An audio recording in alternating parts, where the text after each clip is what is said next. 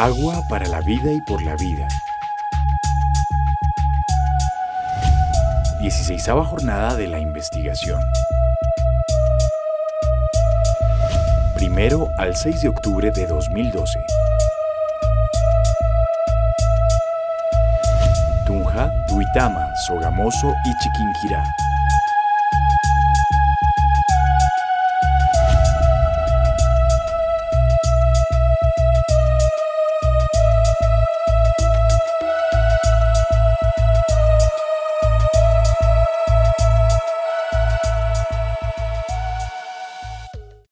Bueno, buenos días a todas y a todos. En primer lugar, un agradecimiento muy especial a la universidad por esta invitación que nos hacen al colectivo Agenda Bogotá. Estamos muy complacidos de poder compartir la experiencia que hemos realizado en la ciudad. En Bogotá, este plan de desarrollo ha aprobado o le ha apostado algo por lo que se llama la gobernanza del agua. Y es plantearse una gestión participativa de la política pública que básicamente se vuelve la unidad concreta de poder intervenir el territorio y de poder generar otra dinámica de inversión pública y de construcción de lo público. Entonces se convierte en el escenario en donde realmente se puede incidir sobre lo que es la construcción de las decisiones.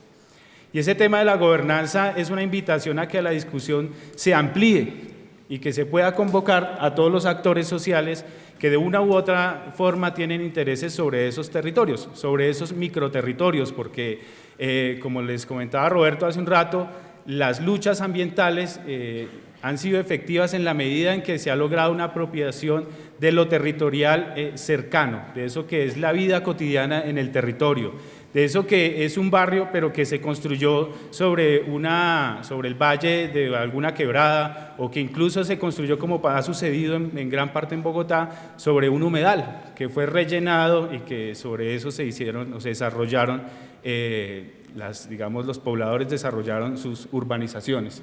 Entonces esta presentación básicamente busca hacer una abstracción de lo que han sido esas luchas de las organizaciones sociales, de las organizaciones ambientales, en diferentes territorios de Bogotá, en microcuencas, en zonas de borde urbano-rural o urbano-reserva forestal, que es el caso de los cerros orientales en Bogotá, donde el crecimiento urbano ha ido cada vez más avanzando o ha ampliado la frontera y se ha devorado la reserva de los cerros orientales en buena parte.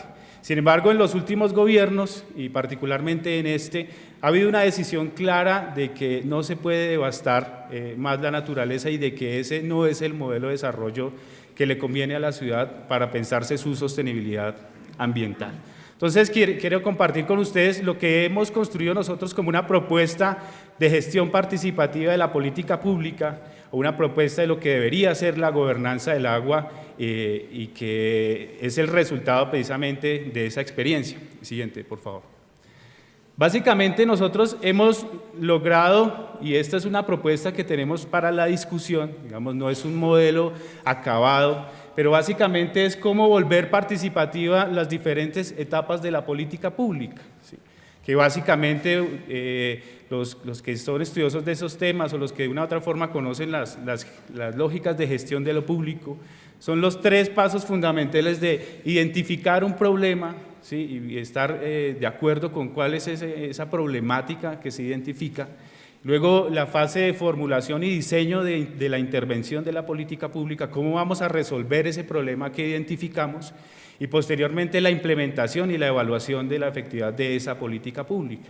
Digamos que esos 3 pasos de la política pública lo que nos interesa es ampliarlos a una discusión entre los diferentes actores y entre todos los actores sociales que tengan que ver con la problemática territorial, que es el enfoque que ya enseguida les voy a comentar. Entonces, la lectura interpretativa del territorio básicamente lo que busca es, en principio, hacer el mapeo de todos los actores sociales que se ubican en una unidad territorial, que ya no es necesariamente una unidad político-administrativa. Bogotá está dividida en 20 localidades, ¿sí? Esa es como la gestión de la descentralización en Bogotá, pero no necesariamente se asume la dinámica de interpretación de lo territorial en ese marco de lo político-administrativo, sino que empezamos a pensarnos precisamente cuál es la dinámica territorial que hemos desarrollado con la naturaleza. Es decir, nosotros construimos los asentamientos humanos sobre unas cuencas, o sobre unos humedales, o sobre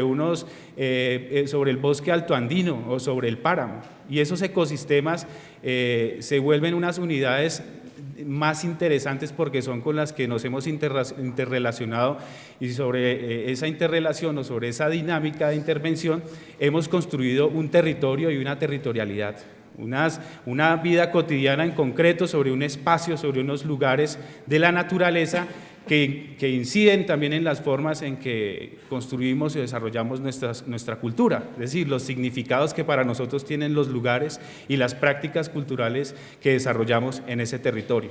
Entonces, con los actores sociales, y aquí la oralidad es muy importante, esas conversaciones con las comunidades nos permiten hacer unas lecturas del territorio mucho más complejas y no necesariamente desde la lógica del tecnicismo o de la tecnocracia o de los expertos de la política pública que llegan como magos a traer recetas prefabricadas para resolverle los problemas a las comunidades.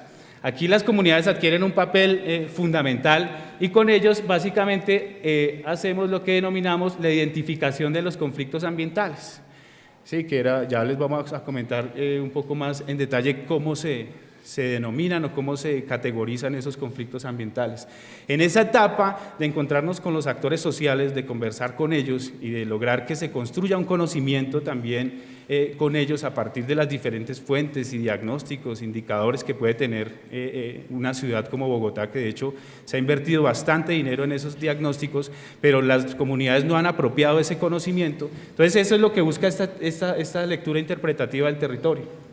Ya con esos insumos es posible hacer el diagnóstico colectivo, que es básicamente identificar cuáles son las problemáticas y cuáles pueden ser también las posibilidades, ¿no? Allí es donde digamos, esos avances de las ciencias sociales o esas propuestas de hacer investigación participativa, el hecho de vulgarizarlas en el sentido de que se conozcan y que las comunidades apropien esas técnicas y esos conocimientos, permite que se den unas lecturas del territorio mucho más ricas, mucho más complejas, con apropiación de las comunidades y con unas soluciones que realmente le aportan a la gobernanza, es decir, a solucionar los problemas en el orden estructural. Es decir, que sobre una cuenca, como les comentaba Roberto, no solamente hay que pensarse en la adecuación del sistema del funcionamiento hidráulico, sino que hay que pensarse que ahí hubo un bosque de ribera, que ahí hubo un bosque de ladera, que ahí hay una avifauna propia, que hay unas especies nativas propias de la altura y de esos ecosistemas,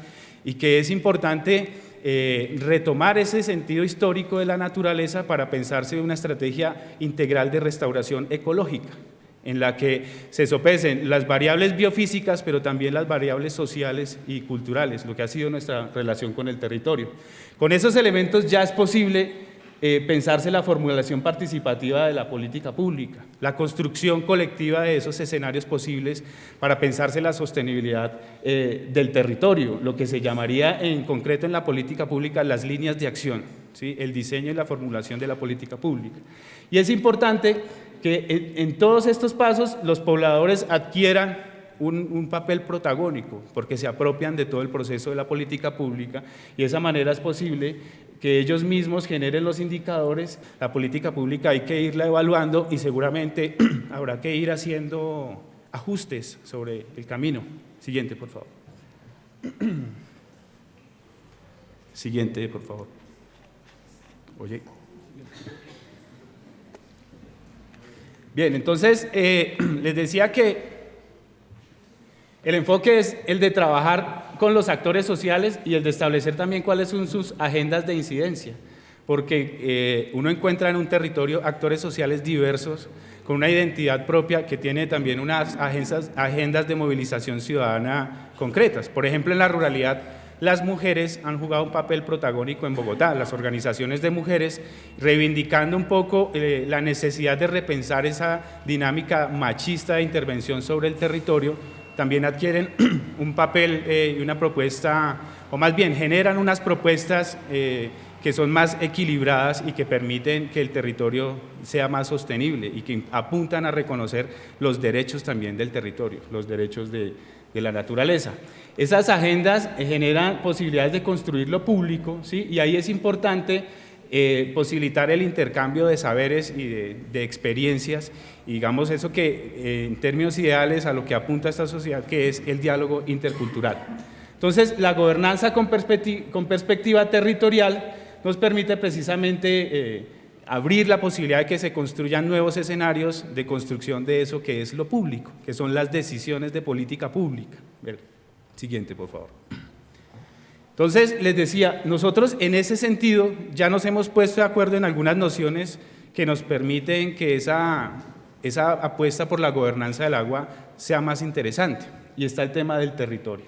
Y la reflexión sobre el territorio es sobre todo una discusión política, es decir, cómo nos relacionamos con esos espacios del agua, con esos ecosistemas y qué decisiones o qué intereses hay allí que se ponen en juego, ¿sí? Y por eso es una discusión ante todo política, porque no son los mismos los intereses de esos campesinos pobladores que llevan toda una tradición de cultivo de papa y de ganadería extendida, frente a otros grupos o colectivos de jóvenes que empiezan a surgir y que empiezan a plantear la necesidad de una apuesta por la restauración ecológica, por recuperar las especies nativas, por ejemplo, y eso genera conflictos y genera unas discusiones que son interesantes ponerlas sobre la mesa, porque el territorio efectivamente es el resultado de esa correlación de fuerzas entre los actores sociales. El territorio y esta dinámica de lo territorial es interesante porque en esa relación cultura-naturaleza se producen unos significados en las mentes de las personas que se identifican con un paisaje y que asumen una historia común y una memoria de esos lugares, que es lo que llamamos la cultura y la identidad. En cada territorio hay una relación particular. Las personas que están cerca de los humedales generan unos significados allí. En Bogotá algunos humedales se convirtieron en territorios de miedo. Los cerros orientales también son unos escenarios en los que la mayoría de los bogotanos no ha ido porque hay unos significados ahí que no permiten que se apropie ese territorio. Pero, por ejemplo, en la ruralidad es diferente porque los campesinos sí han asumido una apuesta por el reconocimiento de su identidad y por las dinámicas de construcción territorial autónoma. De hecho, ellos plantean la necesidad de que haya unas zonas de reserva campesinas, es decir, otras lógicas de gestión autónomas de esos territorios que les permitan a ellos también defenderlo y defender el derecho a permanecer allí. Y también esta perspectiva nos permite pues, comprender los conflictos ambientales. Bueno, la universidad pública se manifiesta. Gracias. 14 cañonazos de salud. Siguiente, por favor.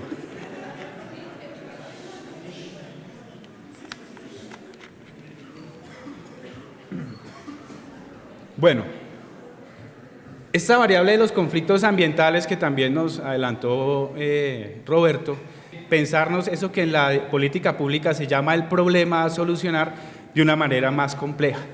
¿Por qué? Porque nos permite, en un sentido, en principio, pues, partir de la necesidad de revisar el modelo de desarrollo, digamos, sobre el que se ha construido la ciudad, o el modelo de desarrollo que ha impulsado el crecimiento de la ciudad.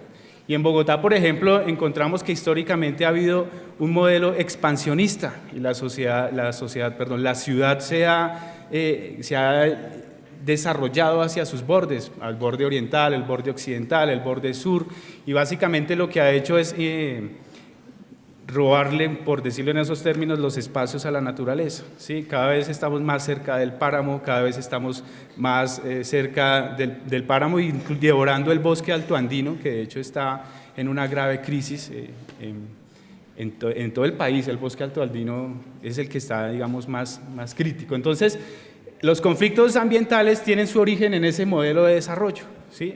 Ese modelo expansivo de la ciudad ha generado graves conflictos ambientales, como los que se expresan en el relleno de los humedales con escombros, construcciones sobre los humedales que ustedes han visto han redundado ahora en riesgos ambientales y en catástrofes como las que ustedes pudieron ver en medios de comunicación en la zona de Bosa o en Kennedy, que fueron anteriormente humedales, es decir, zonas inundables, espacios del agua. Por eso la propuesta es recuperar los espacios del agua, y el agua efectivamente tiene memoria. Rellenaron el humedal, pero en el momento en que suben los caudales, pues efectivamente el agua recupera su espacio porque el agua tiene memoria.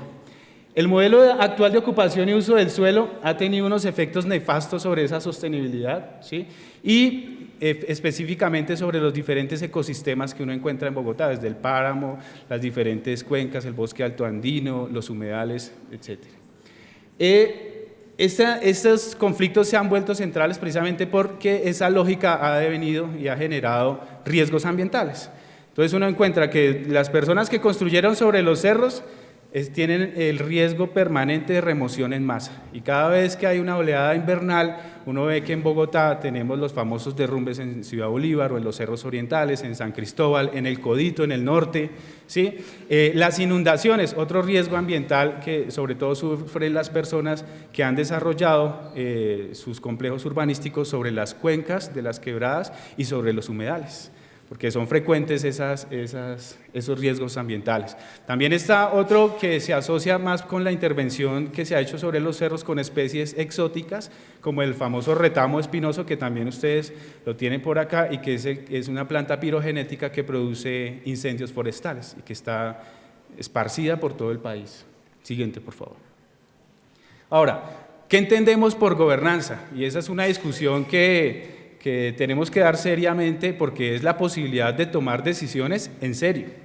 La gobernanza no puede ser un embeleco, no puede ser un eufemismo que simule una participación únicamente consultiva, que es lo que ha pasado en muchos casos con ese discurso de la participación ciudadana, ¿no? Invitamos a las comunidades a participar, pero ya hay unas decisiones prefabricadas sobre las cuales ellos priorizan. No, la gobernanza tiene que ser la posibilidad de que todos los actores, con argumentos claros y con una lectura del territorio profunda, puedan tener la posibilidad de plantearse escenarios posibles y esas decisiones puedan ser posibles. Roberto les comentaba hace un momento el debate que hicimos en el Consejo hace 4 días sobre la cuenca de la Chiguaza, donde las organizaciones sociales, las juntas de acción comunal, los jóvenes, los culturales, los gestores culturales, los artistas, todos los habitantes de ese territorio están de acuerdo en que hay que restaurar la cuenca de la Chiguaza, que ahí debería haber un parque, pero esa ausencia del Estado, porque es una zona deprimida, es una zona de pobreza, entonces no se lleva allí la inversión pública, entonces a eso ha degenerado de tal manera ese espacio que es frecuente encontrar allí las urbanizaciones piratas, esa apropiación ilegal del territorio y que sigue consumiendo naturaleza. Entonces hicimos ese debate y todos los pobladores y las organizaciones están de acuerdo en que hay que tomar esa decisión, pero no se encuentra aún el eco concreto en la administración, algunas veces porque no saben la riqueza ecosistémica que hay allí, otras veces porque hay una suerte de segregación social y espacial sobre esas comunidades que no generan valor, que no son capaces de pagar una valorización por una intervención urbanística, y es una discusión entonces que hay que dar sobre qué es la gobernanza. La gobernanza debe ser la posibilidad de tomar esas decisiones en sentido estructural, en donde se encuentren actores diversos y también que se conjuguen las lógicas formales y las informales de tomar decisiones o de gestionar el poder, porque las comunidades también son autónomas, ¿sí? Las comunidades también toman decisiones autónomamente y no necesariamente en el marco del diseño institucional que esté previsto para la participación ciudadana. Eso implica también pensarse otras lógicas de lo territorial, que es por ejemplo el caso que plantean los campesinos en la ruralidad de Bogotá, de la posibilidad de una zona de reserva campesina, que les da herramientas para la gestión autónoma del territorio y que podría en ese caso ser un escenario de resistencia también frente a esos megaproyectos que les comentaba Roberto, como la propuesta de una hidroeléctrica en el páramo de Sumapaz. Siguiente, por favor. Este es un esquema básico de lo que podría ser esas diferentes relaciones entre los actores sociales para pensarse la gobernanza del territorio. Uno básicamente encuentra que hay unos actores privados, y los actores de la empresa privada, los que están generando sus propios negocios, incluso que hacen parte de la denominada economía popular, no solamente el sector privado de las grandes ligas, ¿sí?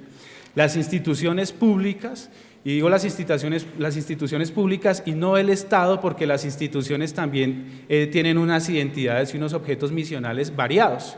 Entonces, en el caso de la Chiguaza que les comentaba, tenemos el concepto de la Secretaría de Ambiente que dice ahí hay un potencial ambiental muy importante y hay que recuperar y restaurar esa cuenca. La Secretaría de Hábitat también dice que tiene el potencial para un proyecto de desarrollo urbanístico, pero el Instituto Distrital de Recreación y Deporte, que es la entidad encargada de adquirir los predios para desarrollar ahí una propuesta de restauración ecológica, no está interesada. Entonces, el Estado no es un actor homogéneo, el Estado también y cada institución genera una propia identidad.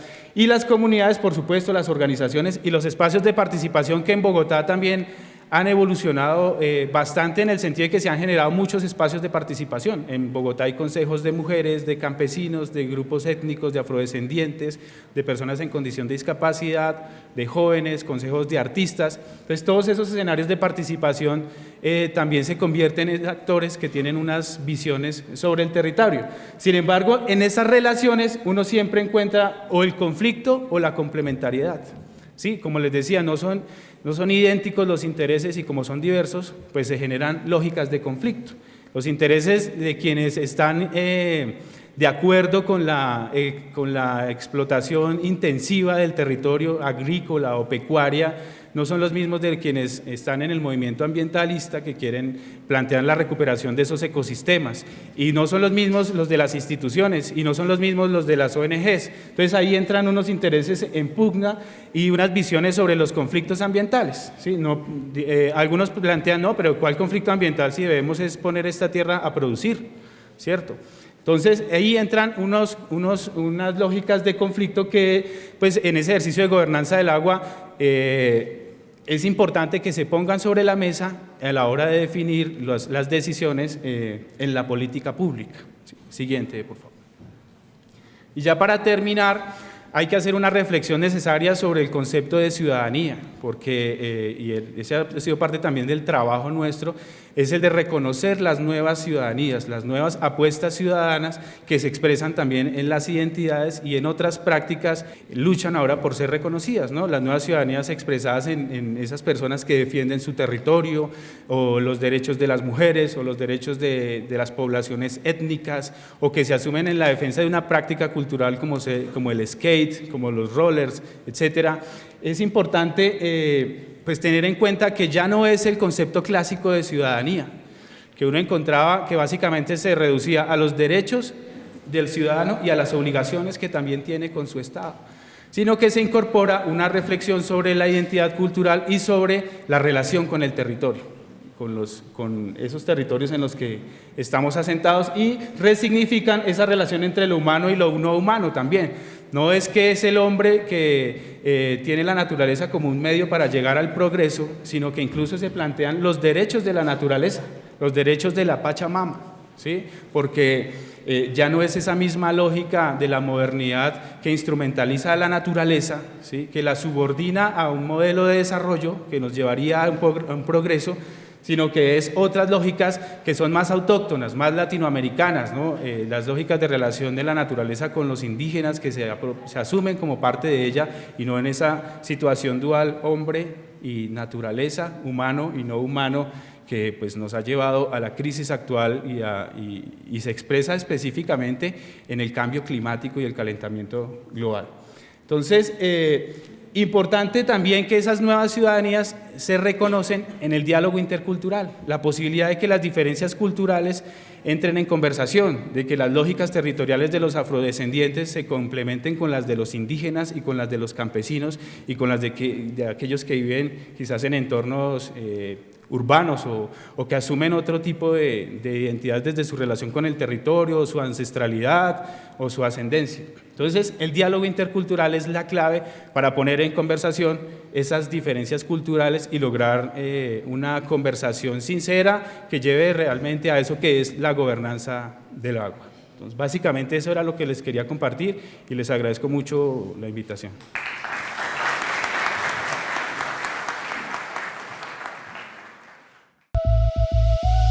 Agua para la vida y por la vida. 16ª jornada de la investigación. 1 al 6 de octubre de 2012. Tunja, Duitama, Sogamoso y Chiquinquirá.